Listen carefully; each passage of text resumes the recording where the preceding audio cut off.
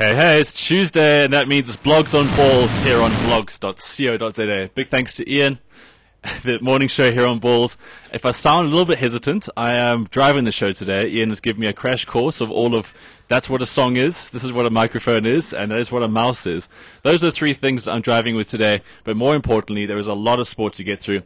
Hasn't been the greatest week in sport, but today we'll be focusing on all the positive things, and to help me through that, my co-host Sean Wilson, aka Simply Sean, is right here. Sean, good morning. How are you doing? How's it been? I'm doing really well. Really cool to be here again. That's good, Sean. Your smiling face and twinkling eyes right now is going to get us through. We're going to open up with a song, and then we're into Blogs on Balls every Tuesday here on Balls. Like I said, we've got lots coming up for you, so I'm just going to grab the right mouse.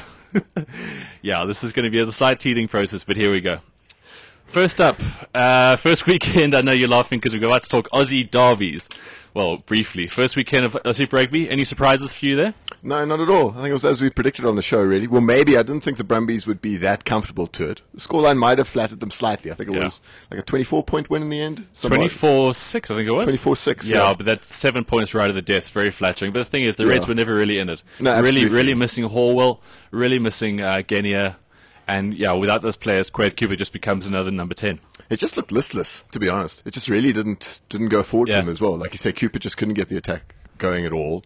And I just thought Jake's Brumbies are very, very organised. They looked very, very familiar, the type of blanket defence that he was using. They definitely are, Sean. There's no doubt about it. They're going to be a tough team to beat in Brisbane. Sorry, at Canberra. At Canberra, yeah. Canberra is so boring, it's actually taken out my memory. They all complain about Canberra. Have you been there? Everyone. Even the guys in Canberra complain about it.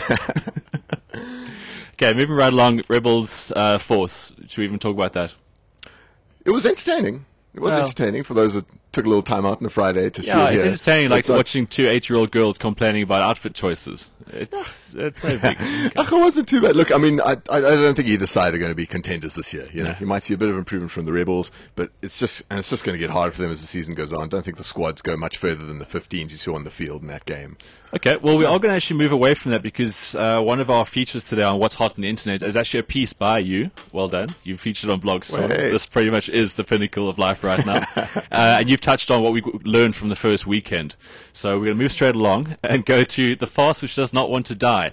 Sonny Bill Williams allegedly has given the White Buffalo a rematch in December in South Africa.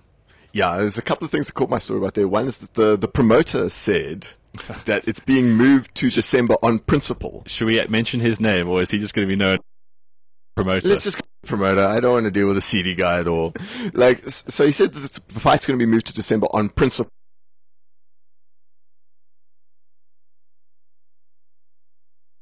This fight. Yeah. And secondly, where's it going to be? Where would you pick? Which Witbank parking lot would you go for? I'd go for a Stones, actually. I think they should actually just take the pool tables out of a Stones, like somewhere, Edenvale. Put in one of those, like, box and dine sort of things. Seriously, they should make this event a box and dine for charity. Outside bet a Wimpy for me. Outside a Wimpy and a breakfast special. Like, at the very least, Wimpy can do the catering. Yeah. Okay, so look, that story is no doubt, it's like a bad smell in the elevator. It's inappropriate to start with, and it's not going to go away. So I think we should move on to some much better topic. Proteas top of the world, quite literally now, in more ways than one.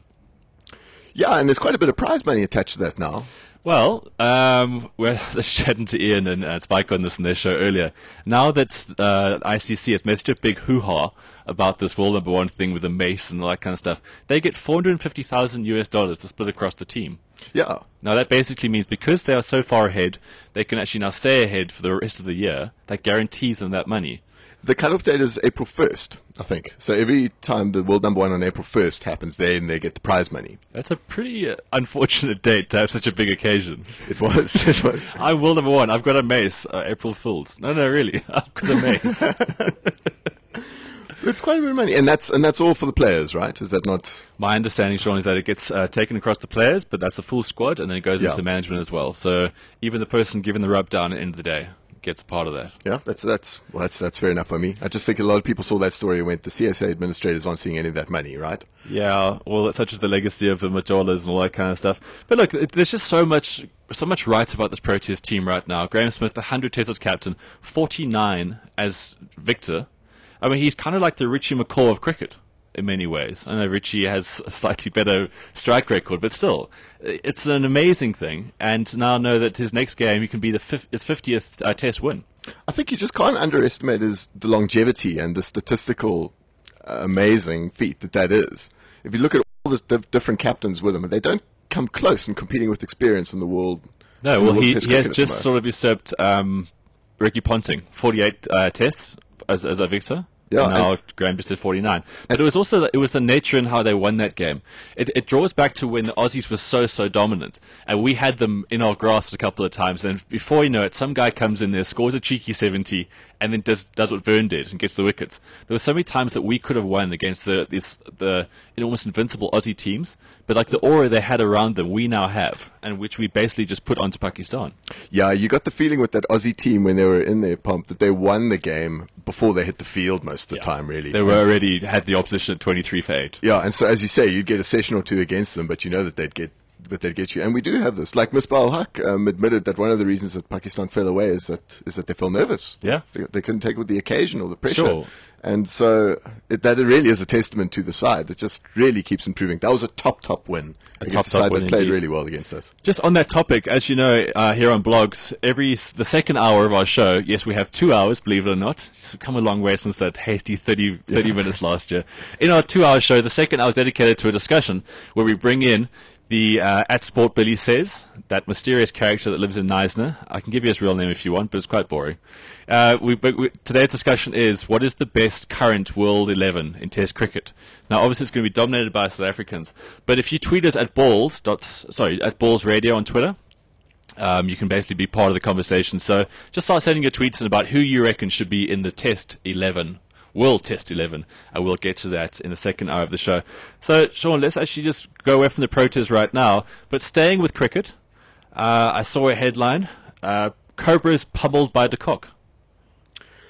That's 126 of 69 balls. Yes. Is what he scored in the Ram Slam T20. Now, I know a lot of the Ram Slam. I know we don't really care about that, nor do you, but let's just see what it actually is. We've got this young cricketer that's coming through, and we all think he's the next Gilchrist / Ponting / whatever.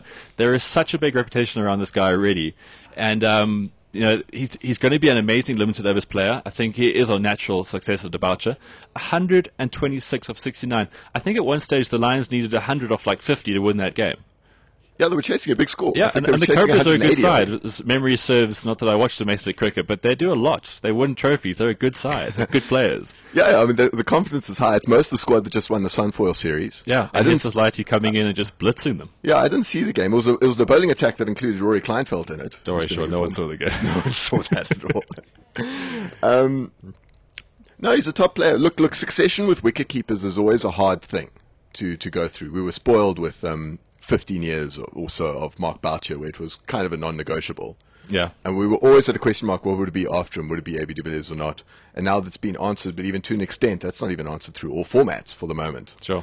And de Kock's a good player, and so it's really good to have an outstanding candidate for now. Completely, but something that disturbs me slightly, and I think it's also it's this whole star culture that we just can't get enough of in this country, is that here's a guy, he's very talented, he's doing well, and they're talking about putting him in the test team for this third test. I know you should never believe everything you read on Twitter, but people are saying that now that we've got this series in the bag, let's actually blood him and see what he can do on test level. But that to me is just stupid. I think we've turned the corner. AB's the keeper. He's happy as the keeper, and his batting form suggests he can do both. People are talking about this guy coming in as the long-term Boucher replacement. AB's fine. Yeah, I agree with you. I don't like that. I don't like that idea at all. I just think you just build on the test team. It's still quite a new test team together. Completely. With AB at keeper, and you but just it's want such them to, a good side. Yeah, and I want them to go full out to try to get a whitewash for this one. No, I agree. Okay, sure. I'm getting a little bit dry mouth, so we're gonna jump schedule here. We're gonna actually come in with a bit of a song. Be sure to tweet us at Ballz Radio. I've got to look for my mentor today, Ian, thinking that I've now grown so much confidence that I'm throwing a song in. Tweet us at Ballz Radio. We'd like to hear what you got to say, and of course, don't forget our discussion coming up, and that is about the best Test 11 in the world right now. AC/DC shook me all night long here on Ballz. You're listening to Blogz on Ballz. This is our show. Now, Sean, I know this is only our second week, so what we've got to do is we've got to have some of those like identity things, like "Hi, my name is," and you're listening to Blogz on Ballz. So if you see any like celebs walking around, just get a sound clip of anything. Like stalk someone, like, I don't know, like do something, because we sound quite amateurish if I'm just going to back announce. Hi, I'm Arnold Geertz. No, you enjoy Ballz Radio. Well, if you know Arnold, go stalk him or something. Do something along those lines. Yeah, you may have noticed last week I spoke about our playlist and how excited I was about our playlist. Since then, Darren has actually hijacked it on the main show. So all these songs that I meticulously picked out for our show are being streamed everywhere. And the worst thing is I can't even find the playlist now in the system. So I am frantically trying to find songs. You may have your odd request here and there. Just tweet us at Ballz Radio. We'll try to accommodate you, but the chances are probably of that the same, that Pakistan winning the next test. But hey, you're always in with a chance. Thanks so much for your tweets. We're getting quite a few about our topic about the world's the best test side at the moment. I like this, guys. You see what this guy Paul Welsh has just tweeted for his test side? Hang on a second while I scroll up. Wait, I'll read you as 11. Yeah, read it out there. Amla, AB, Ajmal, Vern, Stain. That's a quality side. KP to live tweet the game. Thanks so much, Paul. Guys, keep your tweets coming at Ballz Radio. We try to make the show as interactive as possible. We have a pretty loose sort of format. Not loose like a four-ways high school girl, but we still got to keep it going. So our next topic, Sean, we've got a lot of headlines to get through today. We've gone from cricket. We're going to touch on that again. We're going to go into football. Now, I know this is the deep beyond for us, but Arsene Wenger, should he still be manager of Arsenal after they lost in the FA Cup to Blackpool? Blackburn, sorry. Blackburn. Well done. Close enough. Look, it's been such an interesting debate the whole season, and it has been for a couple of years, but it's really come to a head now with does Wenger stay at Arsenal or not? Because it's been 15 years now.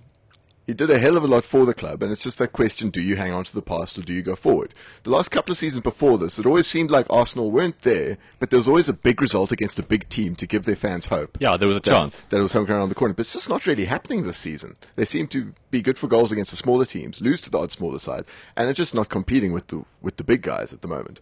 I mean, now that I say that, watch them turn around tonight in the Champions League. Well, yeah, they've got Bayern Munich, but if you can't beat Blackburn at home, yeah, like, I don't know enough about football to be angry about this, but I have been an Arsenal fan ever since I started watching sport, because my dad's a big Arsenal fan, so I do feel a little bit for the team. And if a guy had this long a patch without any silverware, he would get the arse anywhere in the world. I mean, he literally makes Western Province look prolific at the moment. Yeah, steady on there. Well, when there's a drought in one, there's a flood the other way, it seems, with Arsenal, doesn't it? I thought that was a fair comment. It was perhaps better than my Richie McCaw Smith analogy. Okay, well, let's move swiftly along from there. See, we're showing diversity here. We're taking football under our wing. It might not just be for 35 seconds, but we're trying here. Okay, next up, British and Irish Lions tickets gone within 15 minutes. That is amazing. What you can do these days with Lions tickets at the moment. Hey? Yeah, there's some shock listeners there thinking Lions season tickets are actually going to go somewhere. Kevin de Klerk got excited there for a second. But yeah, as you know, the first weekend of Super Rugby, the Aussies played their own little derbies, and one of the teams got a bye, so basically they were the only ones playing this weekend. That is because the British and Irish Lions are... Wow, don't ever say that after a few drinks. You'll slur that one to death. The British and Irish Lions are coming to Australia during the June Internationals. And there's 3 tests, and they all got sold out quicker than a Robbie Williams concert. At big stadiums as well. Huge stadiums. So there's been a little bit of concern about the Lions the last couple of years, and that they haven't won a test series since that really, really painful one that a lot of us don't want to talk about in 1997. 1997, back when Percy Montgomery hairstyle was the thing. Yes, indeed. Just pre that era, and it was Australia in '89 before that. But nothing for this tour that happens every 4 years. So they've been worried that the Lions tour might have to go by the wayside, which I think is a little harsh. I mean, I think the Lions tour has always been competitive. And this just shows, I mean, sold out all these stadiums in 15 minutes, just shows there's a huge product for it. But a bit of it might be because these guys are really, really keen to go there, because this is the best chance the Lions have for a while. Oh, completely. Ever since Super Rugby's come into it, and the Tri-Nations Rugby Championship and all that kind of stuff, we've lost the test series. So the Lions tour, I think, is an essential every 4-year thing. And I remember when they came to SA last time, I loved going to those games. I went to 3 of them, one of which was a test. And it's an amazing spectacle in rugby, and I think it's so important. And I think for rugby itself, and I'm not just saying this because I'm an anti-Aussieist, but it'd be so great if the Lions could actually win this one.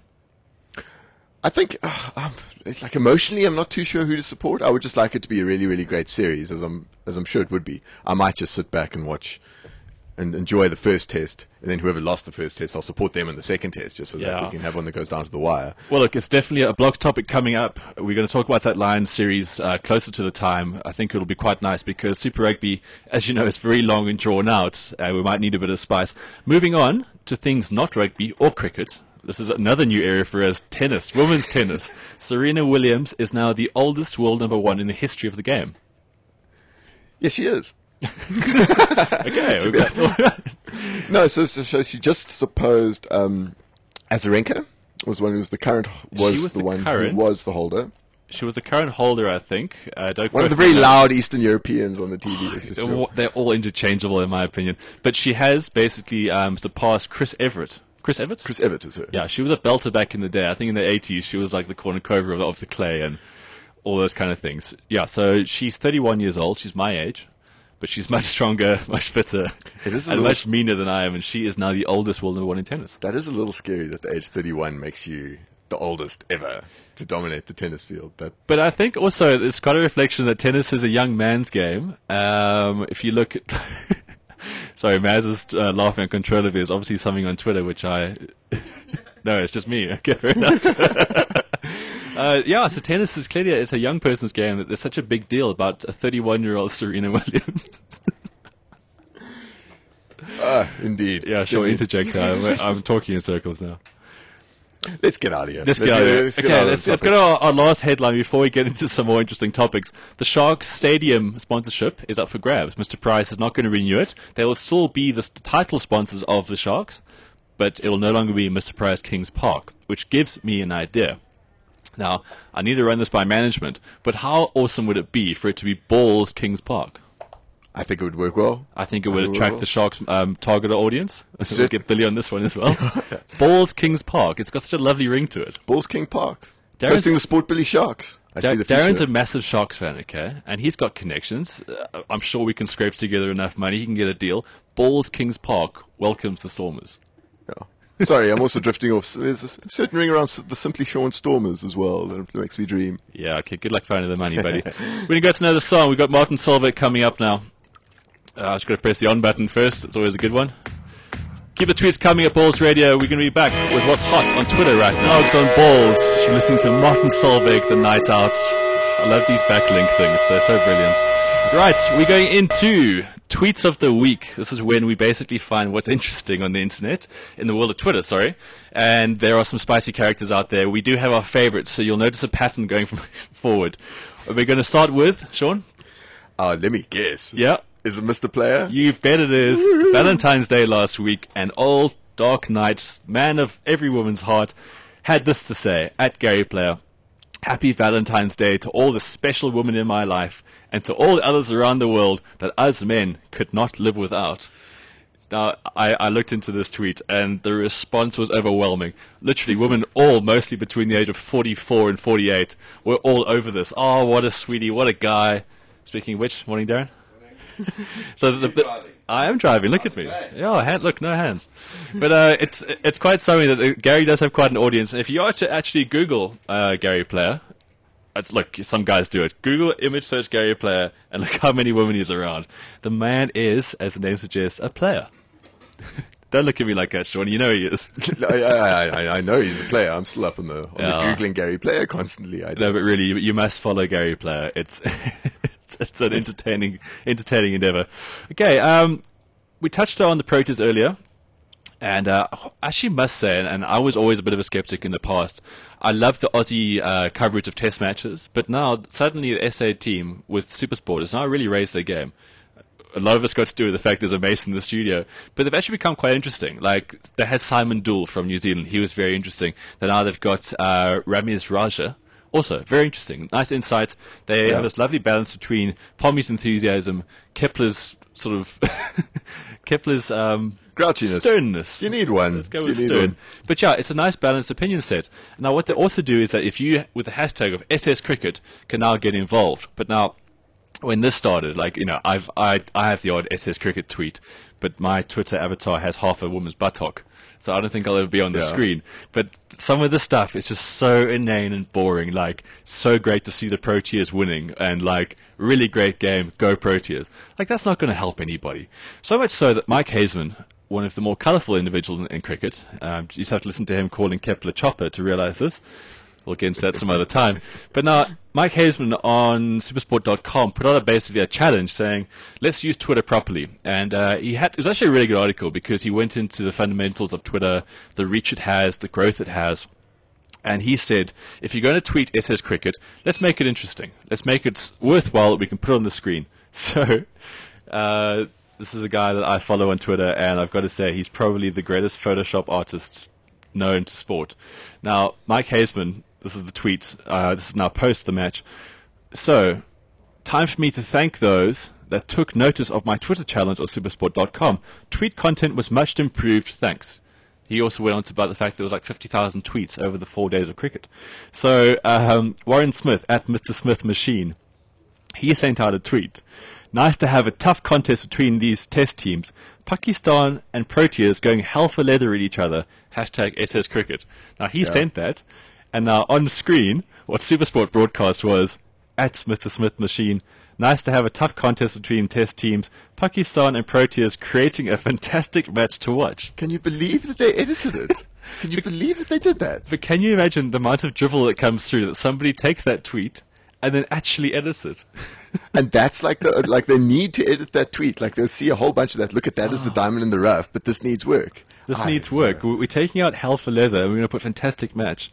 So, Mike, I appreciate your efforts, but I think the system is still flawed because a pretty innocent tweet came through, but it got censored.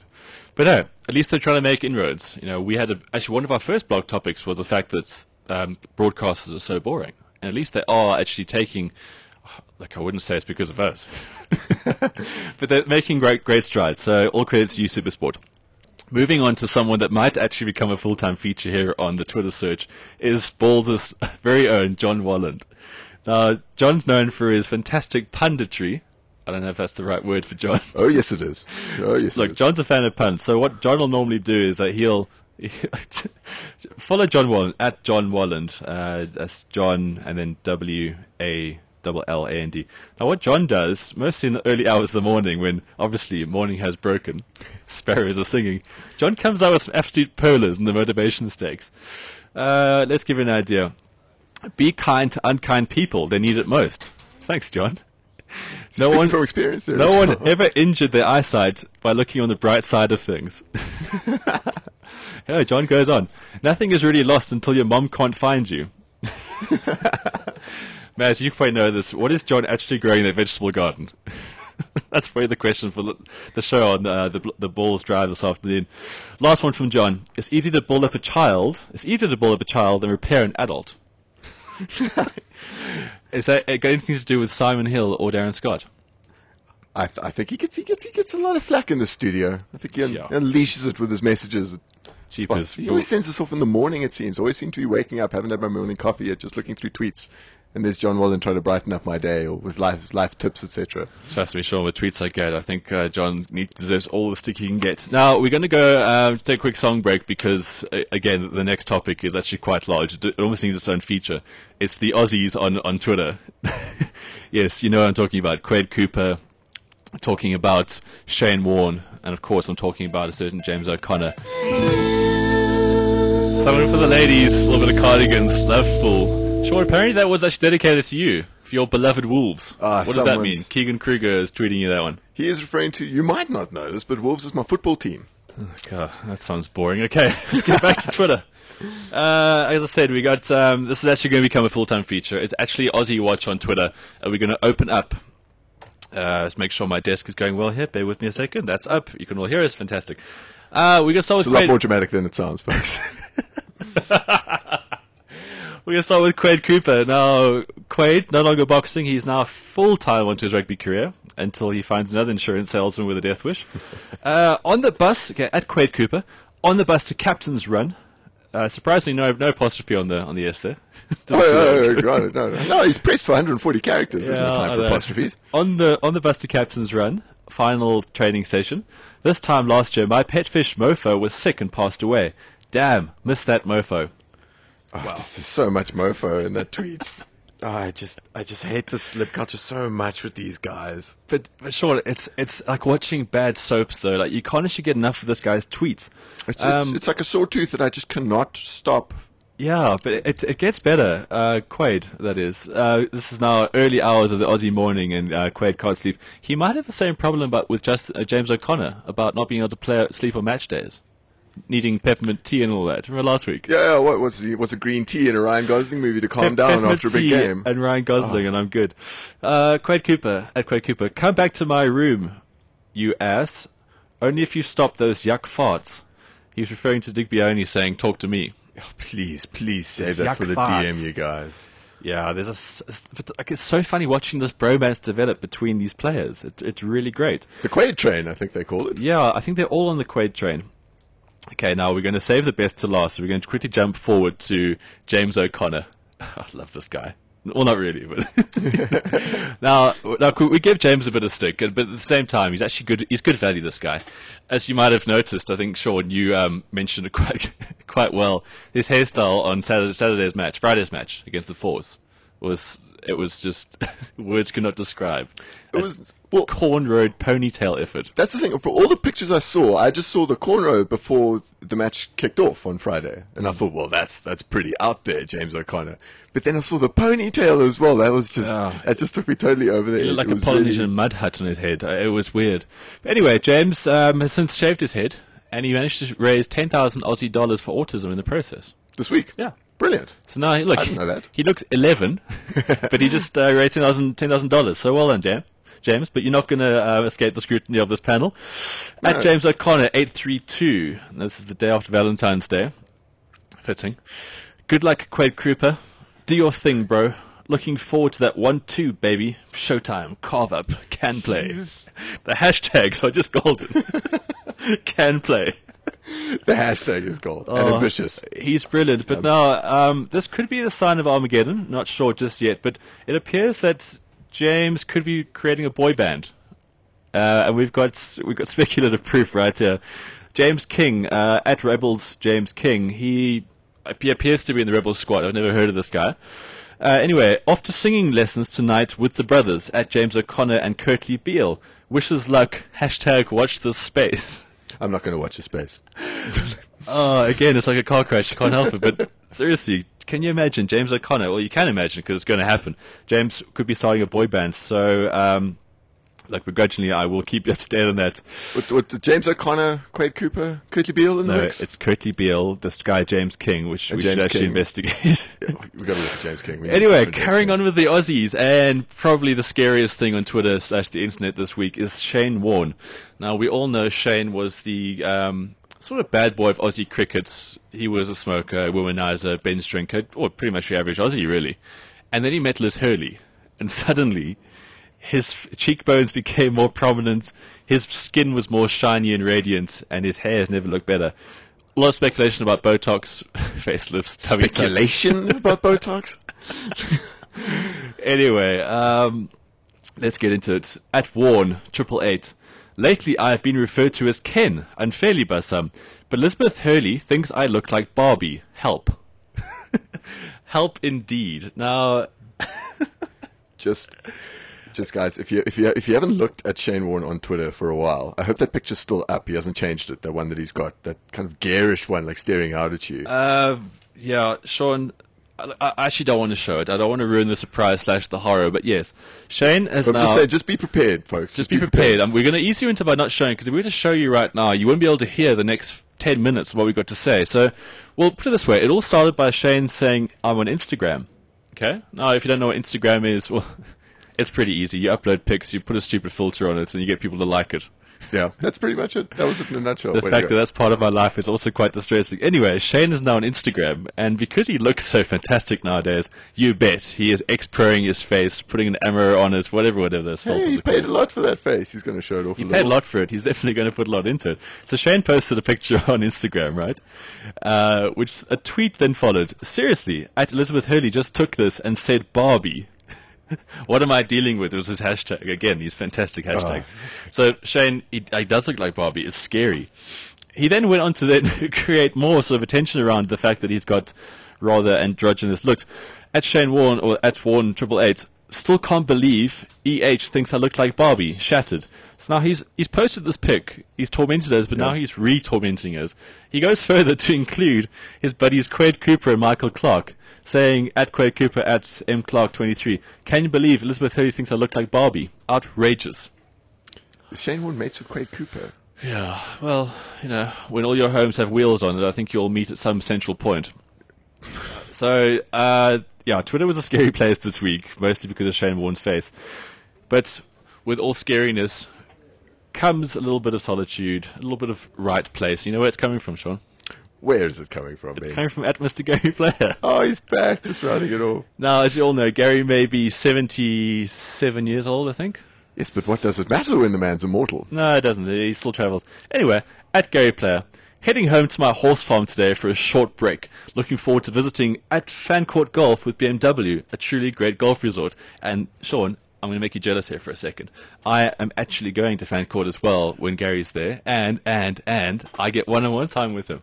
You get one-on-one time with Gary? Yeah. That sounds lovely. That's where I want to have a legendary round of applause and a sound bit. Yeah, I'm going. BMW's taking me down to Fancourt as well for the BMW Golf Cup International Finals. Yeah. And none other than Mr. Gary Player will be there, teaching us how to play out of bunkers. Seriously, I actually cannot wait. So while we all digest that thought, we're going to go into our next song. Keep the tweets coming at Ballz Radio. Making your mornings gangster. Sean, we have, the show's really rattled on. As they say in radio, time flies when you're on radio. Or, I don't know, there's a saying around that. Moving on to what's hot on the internet right now. Okay, now, driving the desk is going to be quite difficult, but I've got a video that's buffering, which basically is going to show a post that I put out this week on the best news in sport. Now, there's some absolute crackers. We're going to get to that just now.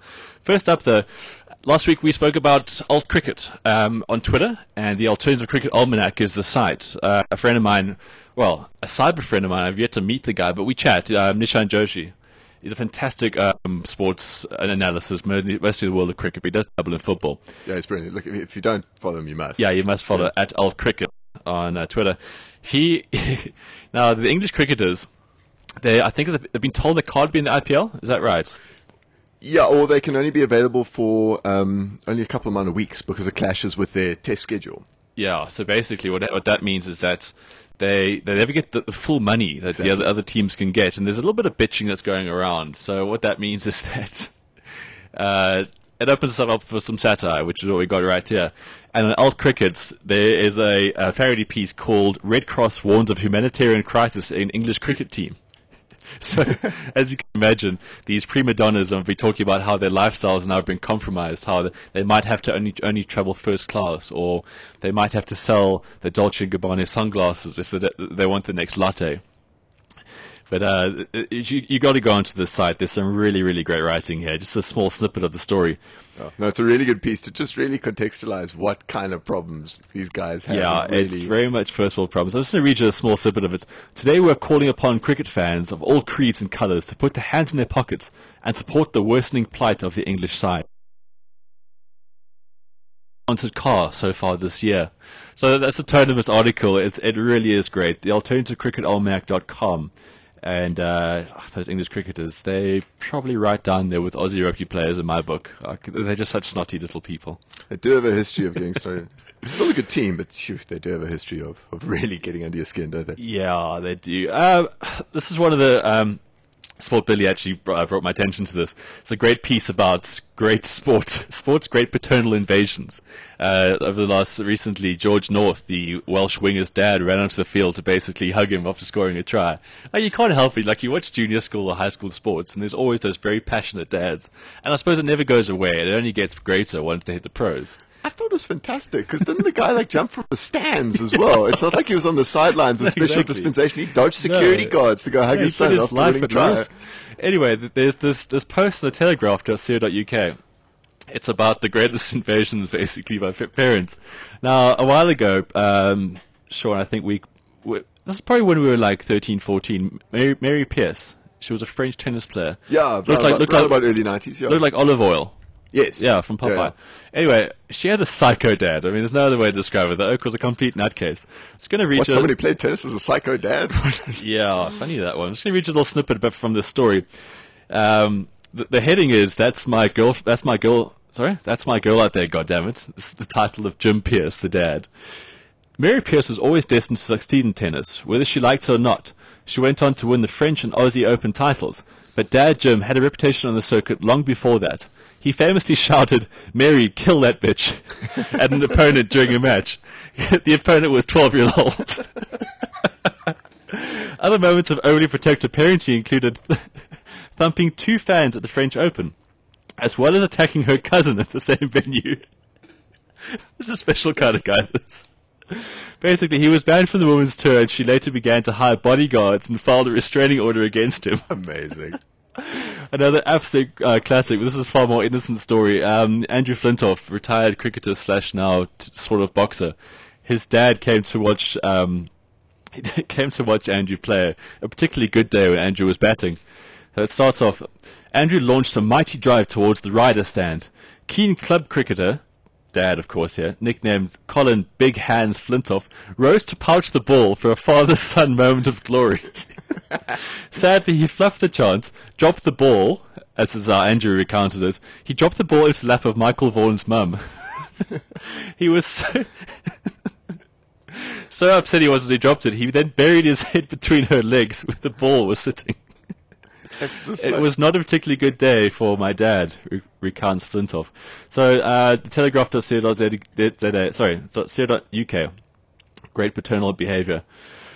This is coming from our co-host, or our second hour man, Sport Billy. He's written a post about all cricketers should be on Twitter. Now, Sport Billy's insights are colourful at the best of times, but he is a very learned individual, and I really do love his take on sport. I mean, he's a very intelligent guy. Now, his take on this is that, I'm just going to read you a little excerpt from this thing on sportbilly.co.za. Twitter has become the perfect tool for grooming players to handle sledging from crowds or opposing teams. It's so true, actually. It is really, we think really of the amount of stuff that people throw out there. What can be worse than hordes of middle-aged couch potatoes have never bowled a ball in their life? Basically criticizing your bowling action. Now, there's many examples there how if you're a cricketer, you unleash yourself to the world of all the hatred there. When an Aussie comes into attack, whatever he says is going to be so secondary. It really, really is a great piece.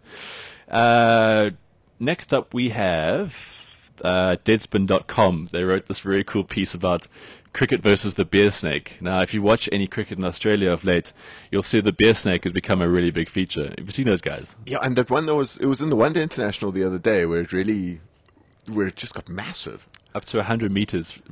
It's insane. I love it. I love it. I mean, you got to watch a cricket ground when that much beer has been drunk, for sure. Yeah. But if you're going to get a big beer snake and get the crowd. But have you noticed the beer snake? The Big Bash attracts quite a few bear snakes. That's got a lot to say about the standard of cricket. Why is that a surprise as well? Okay, I'll just read you a little excerpt from this Deadspin story. There's a war going on. One side, Cricket Australia, the sport's national governing body. On the other side, the elusive beer snake, created by fans stacking thousands of cups through the grandstand. One is the widely popular national sport of Australia, the other is cricket. And when the two clash, only one can survive. Now, you should go and Google bear snake. There's YouTube videos of people standing there joining these snakes. And literally, it's like the biggest sporting achievement known to man. Probably is to Aussies. And like I said, they've estimated that one can be up to 100 meters long. And it took a fair amount of calm construction to get to join the two, because I think it was 2 massive ones. Which is quite amazing considering the lout of that Blogger fan. It's an absolute great story. Sean, we're going to go on to your story for this week, featuring on the Bounce.co.za. Firstly, well done. Thank you. I know a guy. Well, it was great. Awesome stuff. Now, Sean, you've written a piece here about what we can learn from the first weekend of rugby. Now, for those of you who maybe didn't read Sports Illustrated in the last year, which has now sadly been discontinued, Sean is the king of satire in my mind. He writes some fantastic pieces. Once again, very much like Sport Billy, he'll be on in the next hour. Just balances entertainment and sports so well. Sean, your insights here are pretty good. I'm going to just give you the headings, and if you can just quickly touch on them. no matter how desperate you are for Super Rugby, some Aussie derbies are still Aussie derbies. It's just a case of, always, whenever there's so much Super Rugby on the weekend, right? And you usually can't get away with watching all of it. These days, I mean, there's 7 matches on. Something has to be sacrificed. There's usually a chore to be done or just some event that has to be staged. And usually the one that is always picked is the Australian Derby. And I thought this weekend was really no different in proving that. If you watch the Reds-Brumbies game, even though we were looking so much to rugby coming up, that was quite a stretch, that game. Well, it gave us an insight which you touched on. A Kings win looks even harder than we thought beforehand. It does look hard. Force are going to give them 20, I reckon. I think, I mean, but if they can't find a win there, where do they? It seems to be the answer is naught. On the lottery, perhaps. Awarding points for the bye is going to be more confusing than ever. Now, I wrote a thing. Basically, I've got this new section on the Ballz called Desperate Sports Wives, and actually featuring this Friday on the Haley O Show.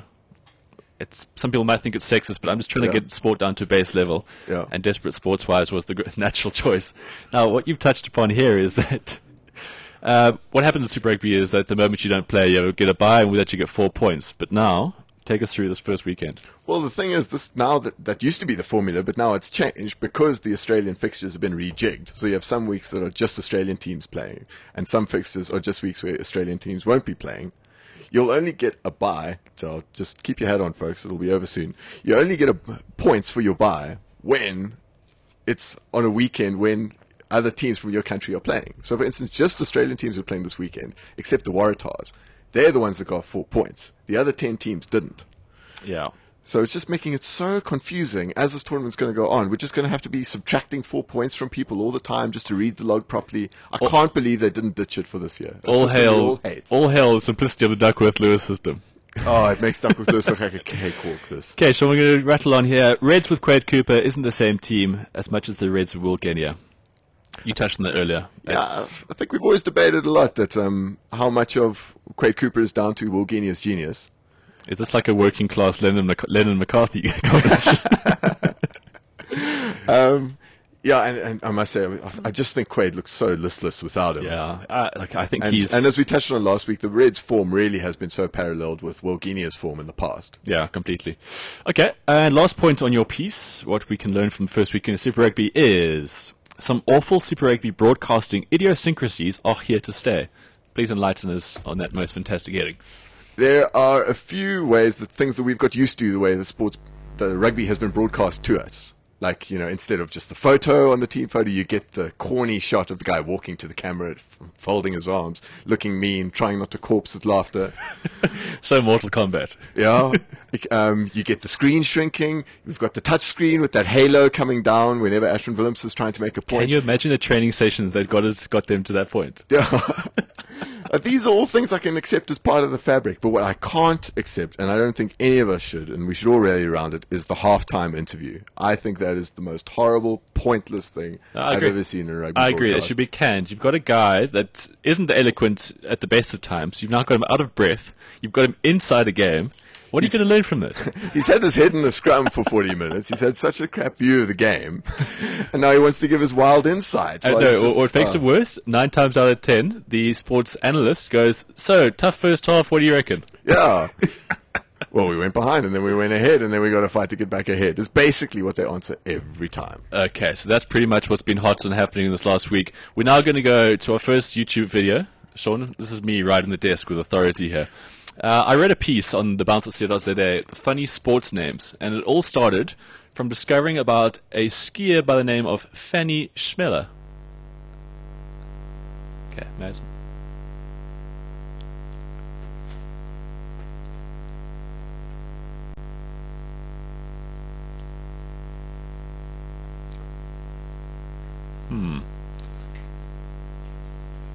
Keep talking.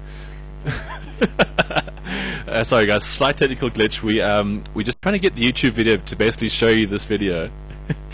Look, it's an absolute classic. The audio, even if you're not listening, watching us live, the audio is going to be pretty brilliant. So while we sort that out, Sean, we're going to go through some of the other names. Now, Fanny Schmeller is an actual person, and she is an alpine skier. But I also then found some other ones. First one up, Rusty Kuntz. Baseballer, Rusty Kuntz. Baseballer. The world of baseball has actually got some pretty disgusting names. Dick Pole. Yeah.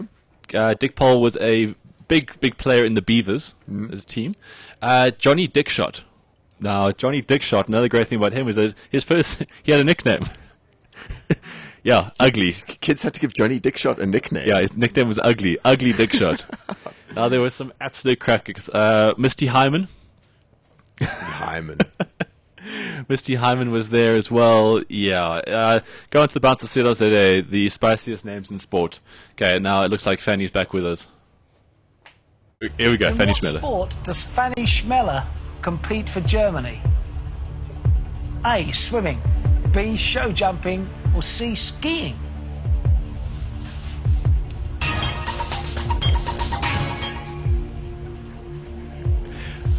Right about now, everyone's trying not to laugh.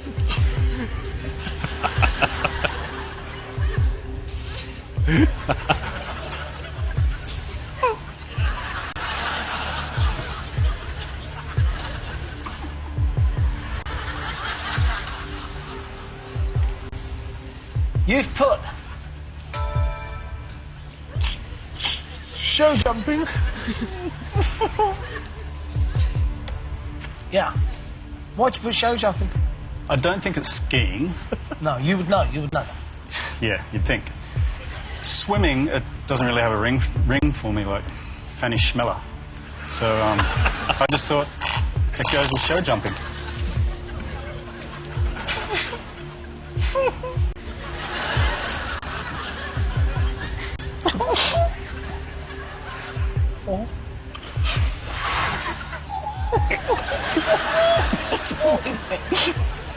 We're gonna make a rule now. Don't say her name again.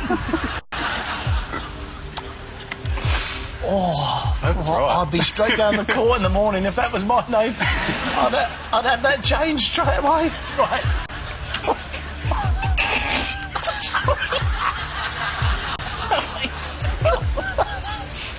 No. Yes. Oh. Okay, we're two from home. We've got to get there. Right, quickly.